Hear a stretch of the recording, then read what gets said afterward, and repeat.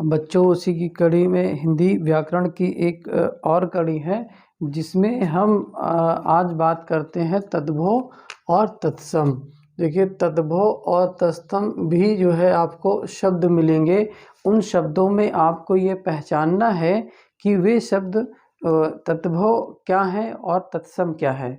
बहुत सारे वाक्य दे दिए जाते हैं जिनमें ये पहचानना होता है कि तद्भव हमारे कौन से हैं और तत्सम कौन से हैं। यदि हम उन चीज़ों को पढ़ते हैं तब समझते हैं और तभी हम उन चीज़ों को व्यक्त कर पाते हैं, बतलाते हैं, कह सकते हैं।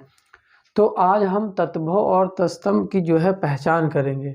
तो तद्भव हमारा होता है जैसे तत्भव। देखिए, तत् का अर्थ होता है किसी चीज़ से उत्पन्न या पैदा होना या निकलना, ठीक है। और भव्य, इन शब्दों से जो मिलकर या विकसित होते हैं या उत्पन्न होते हैं, वे शब्द क्या कहलाते हैं? हमारे तद्भव कहलाते हैं।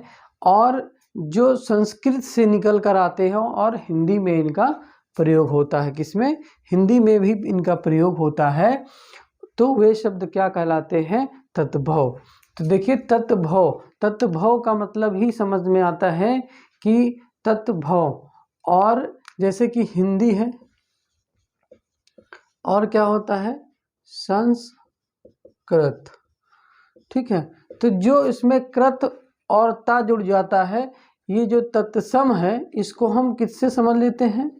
संस्कृत, कृत से। देखिए, हमारा ट्रिक समझने का है। ये जो है तत्सम, तत्सम संस्कृत से जोड़ देते हैं और तत्भव किससे जोड़ देते हैं? हिंदी से जोड़ देते हैं। तत्भव किससे जोड़ देंगे? हिंदी शब्द से जोड़ देंगे।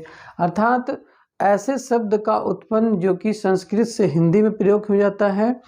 और तत्सम की बात करेंगे तो तत्सम दो शब्दों से मिलकर बना होता है, तत् और सम।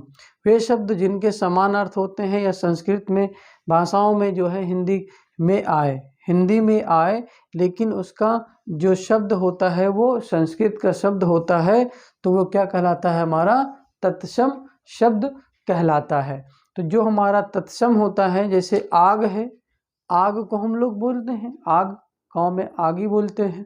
तो जो आगी है वो हमारा देशज है, लेकिन आग भी हमारा हिंदी वाक्य है, शुद्ध है, ठीक है। लेकिन यदि अग्नि आता है तो अग्नि शब्द हमारा जो है संस्कृत शब्द से होता है। तो आग को अग्नि हो गया और वर्षा को वर्षा हो गया, श्लोक को जो है श्लोक हो गया, और क्या हो गया? नाक को क्या हो गया? नाक।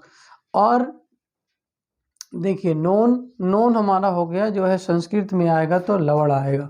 तो बहुत सारे ऐसे शब्द होते हैं जिनका प्रयोग हिंदी में, ठीक है, हिंदी में हो तो वो हमारे तद्भव हैं।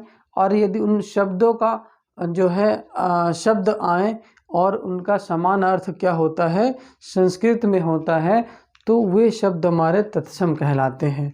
इसी तरीके से कुछ हमारे जैसे उदाहरण में दिए हुए हैं। देखिए, बहुत ही महत्वपूर्ण है कि आपको अपने पुस्तक से उन शब्दों को पहचानना है और पढ़ना है। ये तो सिर्फ उसका जो है आप जो है समझने का प्रयास करेंगे वीडियो के माध्यम से, लेकिन ये इतने में पर्याप्त नहीं होता है। और आपको इसके भी अलावा आपको अपने पुस्तक से पढ़ना अति आवश्यक है।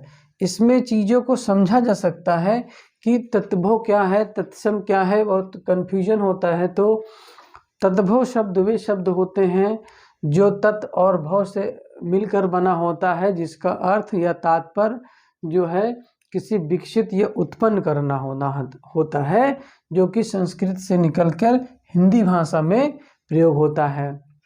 उसी तरीके से वे शब्द होते हैं जिनका कि समान अर्थ होता है, पर वो शब्द किसके नजर दिखाई पड़ते हैं या समझ में आता है? वो हमारा संस्कृत के शब्द कहलाते हैं। तो वो हमारा जो है तत्सम होता है। उसी तरीके से देखिए, अंगरखा को क्या बोलते हैं? अंगरक्षक। अंगूठा को क्या बोलते हैं? अंगुष्ठ। और हमारा करोड़ का आपको करोड़ तो हम लोग क्या कहते हैं संस्कृत में? कोटि कोटि नमन। जैसे छाता को छत्रक, खाज को खरजू, और खान को खनी, और घाम को घर्म, और चमानक और चवर्णक। तो ये कुछ शब्द होते हैं जिनसे ये पूरा नहीं होता है, लेकिन आपको अपनी पुस्तक से पढ़ना अति आवश्यक होता है।